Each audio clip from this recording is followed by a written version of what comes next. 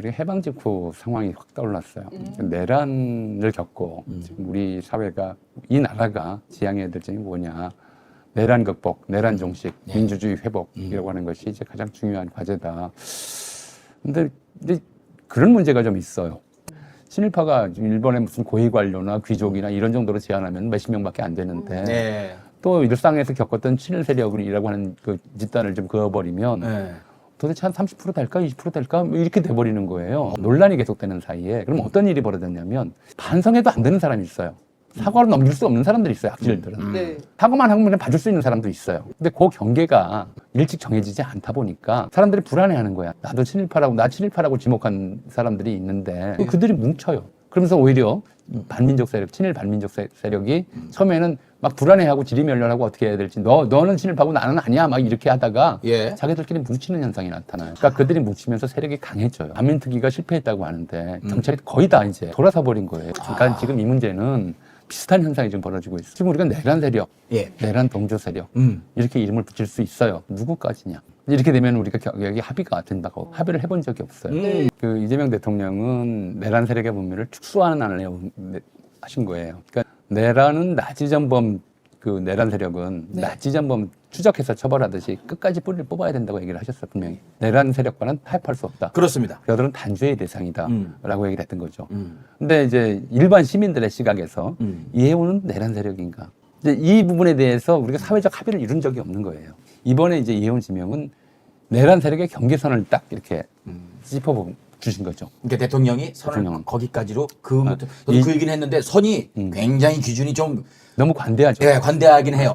마이크가 5번 잡았습니다. 자, 그래서 저는 이제 이재명 대통령이나 이제 지금 청와대에서는 이제 이해운 지명하고 그 다음에 이제 국회 청문회를 잘 하기 바란다고 얘기를 했지만 청문회에 참석한 국회의원들이 이제 이 문제에 대해서 좀 소명의식을 가져야 된다고 생각을 해요. 왜냐하면 반민특위 때도 그랬어요.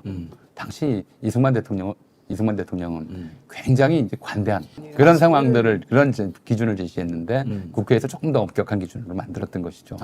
그렇게 해서 반민특위가 만들어졌는데 결국은 이승만이 이제 그걸 와해시켰단 말이에요. 근데 지금은 이재명 대통령은 이승만이 아니잖아요. 다만 이제 이 부분에서 내란 세력이라고 우리가 너무 늘려버리면 국민 자체가 분열돼 버린다.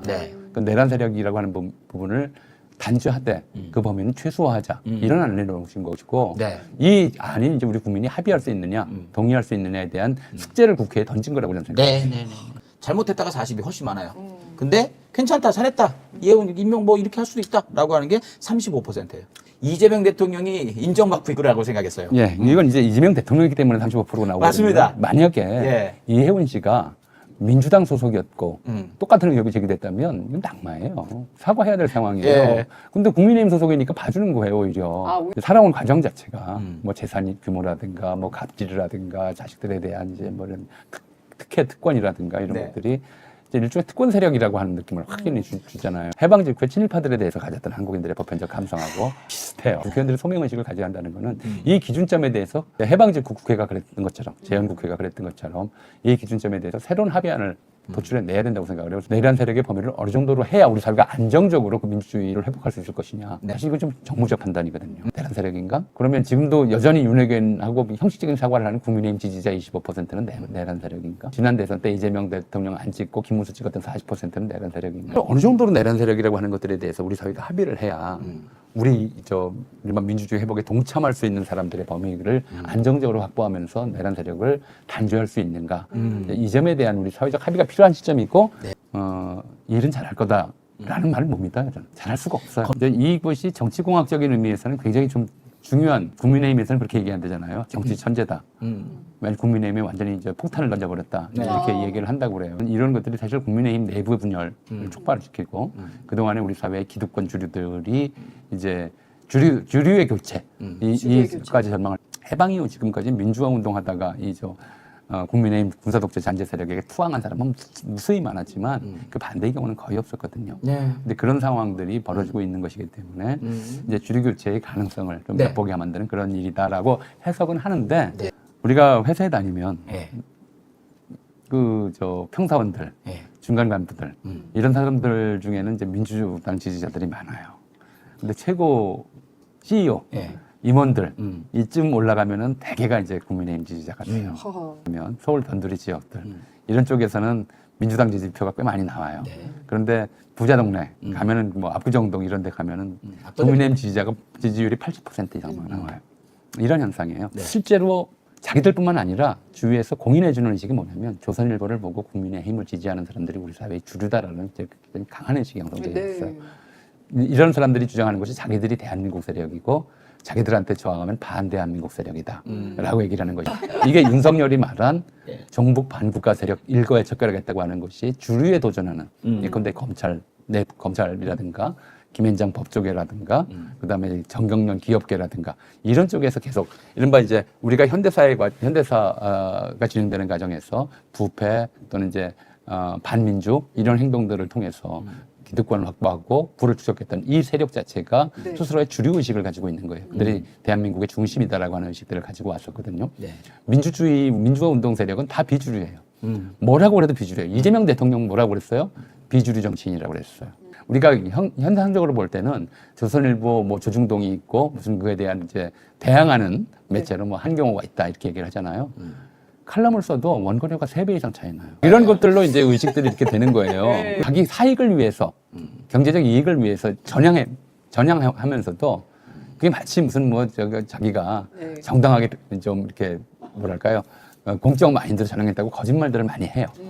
그런 일들을 하면서 이제 일반 주류 세력에 편승하는 비주류들이 굉장히 많았던 거거든요. 이참에 이재명 대통령이 되면서 내란 세력은 이제 우리 사회의 비주류가 돼야 되고 민주주의를 위해서 이제 노력해왔던 그런 사람들이 우리 사회의 주류가 돼야 되고 주류의식을 가져야 된다. 네. 조중동 이런 것들을 레가시 미디어라고 그동안 불렀잖아요. 네. 근데 요즘은 이제 재래식 언론이라고 부르자. 예. 이제 이걸 비주류로 몰아내는 이제 일종의 담론 전략이라고 그래요. 네. 말을 그렇게 씀으로써 저들을 이제 비주류로 몰아내는 거죠.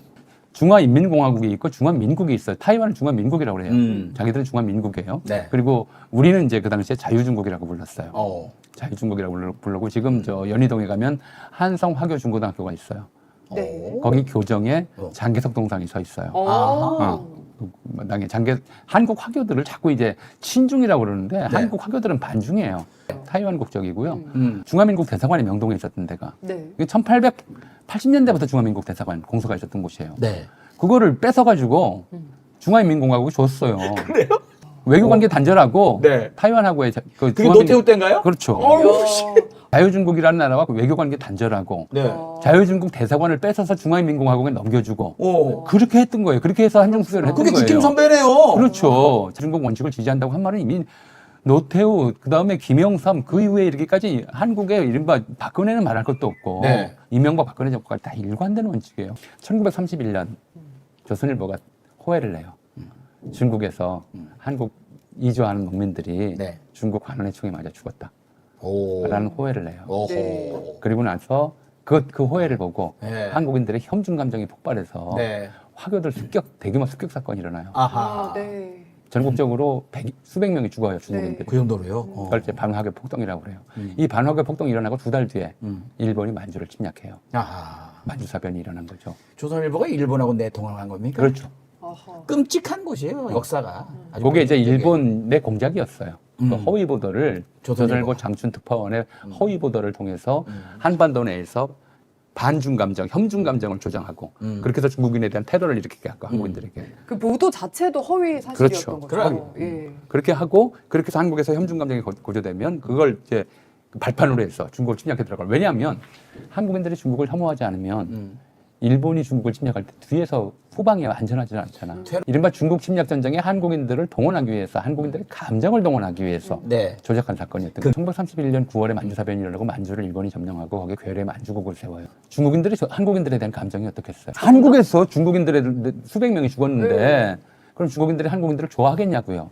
그럼 중국에서 활동하는 독립운동가들은 어떻게 돼요? 아, 생명의 위협 상황에 놓이게 된 거예요. 아, 조선일보. 생명의 위협을 다 느끼게 되는 상황. 여기서 반중 감정이 고조되면 저기서도 반한 감정이 고조되는 거예요. 그쵸. 여기서 혐중 의식이 고조되면 저기서도 혐한 의식이 고조되는 거예요. 독립운동가들에 대한 탄압 또는 이런 것들 박해 이런 것들이 이제 일상화되는 거예요. 굉장히 위기 상황이었어요. 아이고야. 그렇게 위기 상황이 오니까 이제 김구 선생이 결단을 내린 거죠. 어.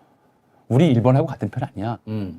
우리 일본 앞잡이 아니야. 음. 이걸 보여주려고 한인애국단을 만들어서 이봉창 의사가 32년 초에 네. 만주사 변직 석 달 뒤에 네. 일본 그 도쿄 천안궁에서 네. 폭탄을 던졌었고 네. 윤봉길 의사가 32년 4월에 이재명 대통령이 방문한 네. 루신공원 이제 그 동선을 공개를 안 했어요. 예. 비밀리에 방문했다고 해요, 그냥. 네. 그래요? 루신공원은 이제 임시정부 청사는 공개적으로 방문했고 네. 루신공원은 그냥 이제 알리지 않고 방문했다고 해요. 이제 이런 일들을 일련의 과정을 이제 만들어낸 거죠. 네. 그러니까 윤봉길 의사 의거 이후에야 네. 중국에서 이제 이 혐한 감정이 사라져요. 한국인들이 같은 편이구나. 일본 편이 아니구나 라고 이제 알게 된 거고 장개세 그 당시에 중국에 100만 대군이 못한 일을 한국에 하는 의사가 있다라는 얘기를 했다고 그랬잖아요. 예. 이 윤봉길 의사가 자신을 희생함으로써 중국에 사는 수많은 독립운동가들의 목숨을 구한 거예요. 윤봉길 의사가 의거를 하면 일본 관원인들이 덮칠 거니까 독립운동가를 다 피신해라. 그래서 지금 이번에 이제 이재명 대통령이 방문했던 임시정부 청사는 네. 1926년부터 그때까지 1932년까지만 썼던 데예요. 그때 이제 임시정부 청사가 일본의 습격을 받았고 그 전에 독립운동가들이 탈출하는 이런 일들이 벌어졌죠. 자, 이게 무슨 의미냐면 사실 한국의 극우와 일본 다카이치 산에 같은 목소리를 내요. 반중. 네. 현중. 다카이치는 그렇게 얘기했죠. 중국에 반대하고 대해서 일본과 힘을 합쳐서 중국을 견제하고 공격하자. 이런 얘기를 계속 하고 있는 거예요. 중국은 이제 그게 반대해서 우리가 과거에 올바른 입장에 서란 얘기는 과거에 일본에 와서 같이 싸웠던 나라들 아니냐. 그럼 우리 편에 서서 일본의 이제 다카이치를 공격해라. 근데 이재명 대통령 참 현명하게 된 게 그때의 중국도 아니고 그때의 한국도 아니에요. 그리고 중국도 한국도 그때로 돌아가고 싶은 생각은 없어요. 그럼요. 오직 일본만 그때로 돌아가고 싶어요. 이런 이제 일본 군국주의 틀 안에 한국을 포섭하려고 그랬고 윤석열은 거기에 따라갔어요. 왜 그런 얘기를 굳이 왜 해요? 그러니까요. 대만 공격하면 우리 가만히 있지 않겠다. 그냥 가만히 있으면 되는 거지. 그런 얘기를 왜 하냐고 우리가. 그래서 나라를 운명을 걸고. 그렇죠. 나라를 끌고 들어간 거예요. 한국과 중국은 1930년대로 되돌아가고 싶은 마음이 없다. 그럼요. 근데 일본인들은 그때가 자기들의 가장 영광스러웠던 시대였다고 기억하고 있다. 네. 그렇기 때문에 이제 문제인 거거든요. 그래서 지금 현실과 이렇게 우리가 지정학이라는 말 자체가 네. 1910년대에 나와요.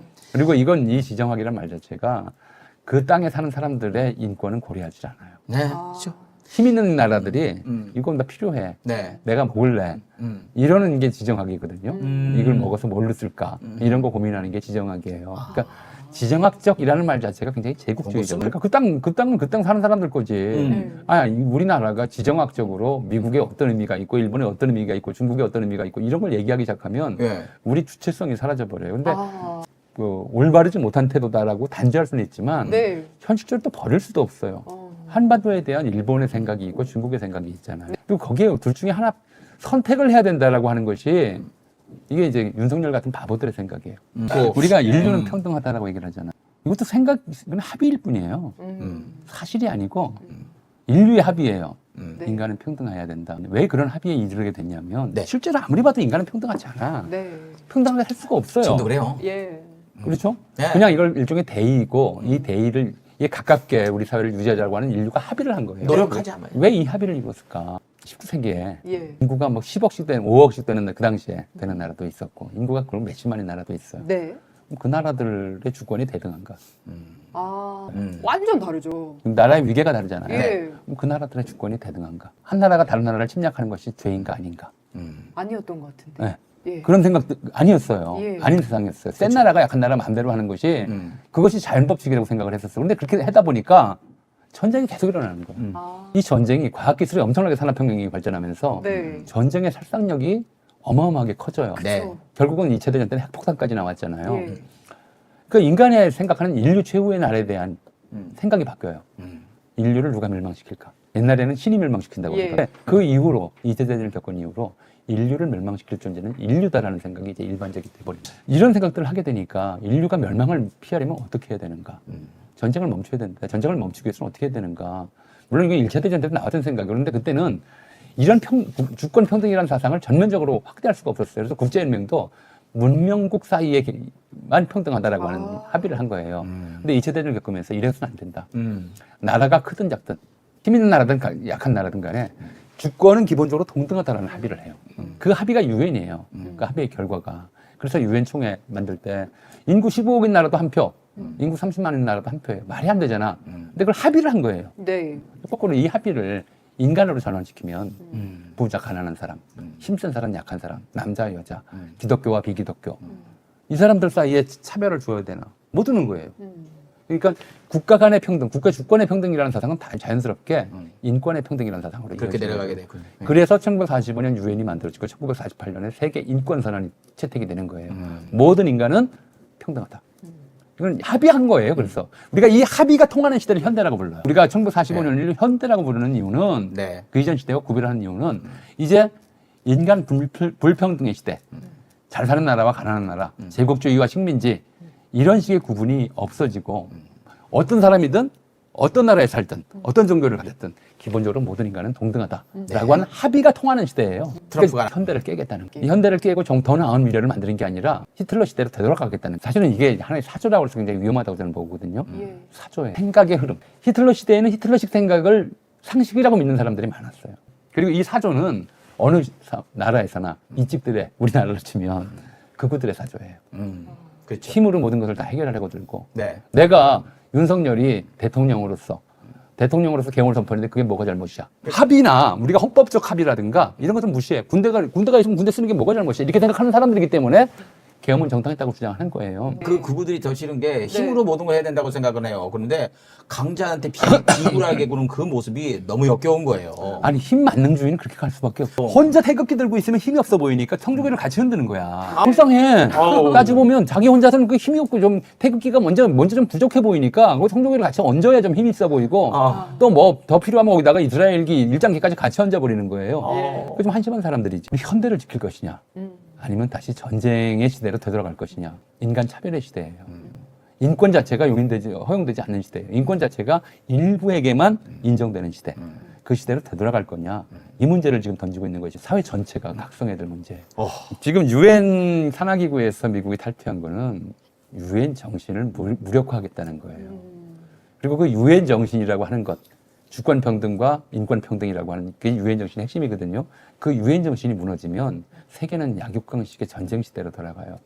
2차 대전 이전으로 세계사를 바꾸고 자기를 그 시대 이전에 아직 남아있었던 황제가 되고자 하는 그런 좀 꿈을 꾸고 있는 게 아니냐. 근데 어느 나라는 그래요. 그렇게 해서 조금이라도 이익이 생긴다. 베네수엘라 석유 얻었네. 그게 얼마나 불법적이고 세계를 파괴하는 것이며 인류의 합의를 깨는 것인지 모르고 거기에 만족하는 사람들이 나오게 마련이거든요. 이게 그러니까요. 이제 인류의 비극인 거죠. 박정희가 구정을 없애려고 그렇게 많이 노력을 했다면서요? 신정 밀고 막. 일본이 메이지 유신을 하면서 이제 양력 채용을 하고 음력을 전면 철폐를 우리는 이제 1894년 갑오개혁 네. 하고 1895년에 이제 연호를 건양이라고 정하면서 네. 우리도 음력을 폐지하고 똑같이 양력을 채용하기로 했었어요. 일본은 음력이 아예 없어요. 네, 한국과 중국은 춘절이라고 그래서 음력 설 전후로 해서 쉬고 네. 또 중추절 그래서 추석 전후로 해서 또 장기간 쉬죠. 이른바 이제 음력과 양력을 공존시키는 네. 음력과 양전이 공존하는 문화가 지금 이제 한국과 중국에는 남아 있고 예. 일본에는 사라졌어요. 이 과정에서 일본이 이제 양력 전일주의, 네. 음력이 사라지게 되는 배경에 굉장히 중요하게 작용하는 것이 현중의식이에요. 근데 청일전쟁 이후에 일본 내에서 특히 이제 1900년 전후에서 초등학교 아이들을 먼저 교육을 시켜요. 이 음력은 중국인들이 쓰는 것이고 중국은 야만인들이다. 저질 국가다. 왜 야만인들이 쓰는 역제를 우리가 쓰느냐. 우리는 문명화된 유럽과 미국의 역제를 써야 된다. 네. 그렇게 이제 캠페인을 벌이고 이제 부모들이 거기에 동조하면서 양력 전일 국가가 되고 일본이 음력을 폐지한 것은 스스로 문명화를 이룬 네. 일종의 좀 자랑스러운 역사로 이제 일본인들은 기억을 하는 거죠. 일제강점기에 이제 일본인들이 이걸 다시 일본식 양력 전일제로 돌리려고 했었어요. 돌리려고 했는데 이게 이제 일종의 민족 감정을 건드린 거죠. 그래서 이제 우리 고유 문화를 없애고 일본 문화로 네. 이제 회귀를 하려고 하는 것이다. 그래서 신정이라고 흔히 불렀죠. 신정 부정이라는 네. 개념인데 신정을 뭐라고 불렀냐면 외설이라고 불렀어요. 박정희 정권 뭐 이승만도 마찬가지고 이승만도 이제 양력 단일화, 박정희 정권도 양력 단일화 이런 거는 이제 정책적으로 추진했는데 잘 안 없어진 거예요. 안 없어진. 박정희 정권 때는 굉장히 강력하게 이걸 처벌을 했어요. 공무원들의 경우에. 건 그거였어요.